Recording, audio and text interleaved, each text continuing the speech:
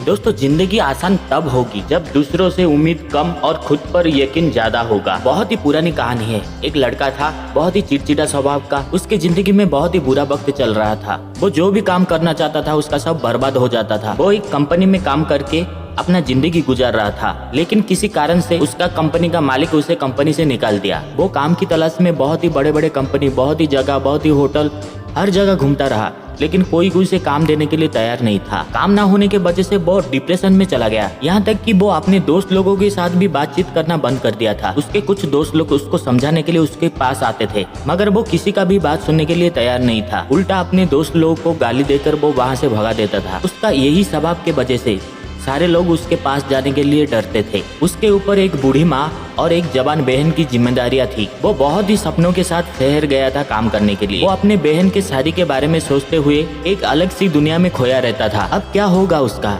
ना ही उसके पास जॉब था, ना ही उसे काम देने के लिए कोई तैयार थे। ये सारे बातें सोच सोच कर उसका सर फटा जा रहा था। इस लड़के का हालत जब उसके माँ को पता चला तो उसके माँ ने उसे समझाते हुए कहा, बेटा, हर किसी के जिंदगी में कभी ना कभी ऐसे बुरे वक्त जरूर आती है, इसे डटकर सामना करना सीखो। मगर वो लड़का अपने माँ की भी बात सुनने के लिए तैयार नहीं था। उस वक्त स्वामी विवेकानंद शहर से कुछ ही दूर में रहते थे। उसके माँ ने कहा, ठीक है बेटा, कोई बात नहीं, यहाँ से कुछ ही दूर में स्वामी विवेकानंद का मठ है, क्यों ना हम एक काम करते हैं, इस समस्या का हल ढूंढने के लिए हम स्वामी विवेकानंद के पास जाते हैं। फिर माँ बेटे ने मिलकर स्वामी विवेकानंद के यहाँ गए। स्वामी विवेकानंद के पास जाकर उसके माँ ने अपने बेटे का पूरा समस्या बताया। ये बात सुनने के बाद स्वामी विवेकानंद ने हल्का सा मुस्कुराए और उस लड़के की ओर देखते हुए उसे पूछे, बेटा, तुम्हारा नाम क्या है? तुम कहाँ से आए हो? तुम्हारा गाँव क्या है?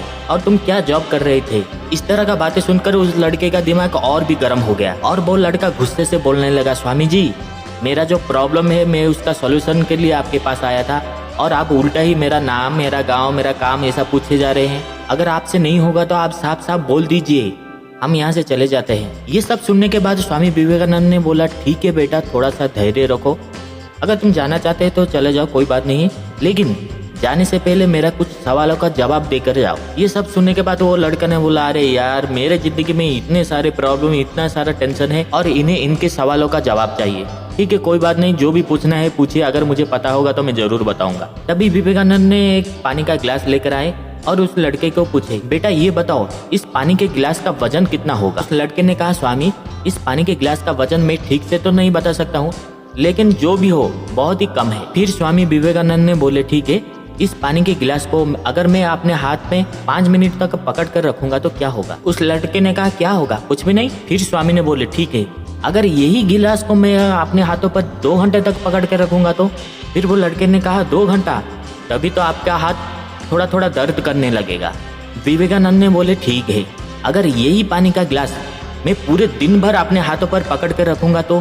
फिर वो लड़के ने कहा, तब तो आपका हाथ पूरा दर्द करने लगेगा, आपका हाथ सुन्न भी हो सकता है, आपके मांसपेशियों में भारी तनाव भी आ सकता है। ये पानी का गिलास पूरे दिन भर पकड़ के रहने से आपके हाथों को लकवा भी मार सकता है, ये बहुत ही खतरनाक हो सकता है। विवेकानंद ने उस लड़के की बात सुनकर बोले, बहुत ही बढ़िया, लेकिन इस दौरान क्या इस गिलास का वजन कुछ बदला? लड़के ने कहा, नहीं, वजन तो नहीं बढ़ा।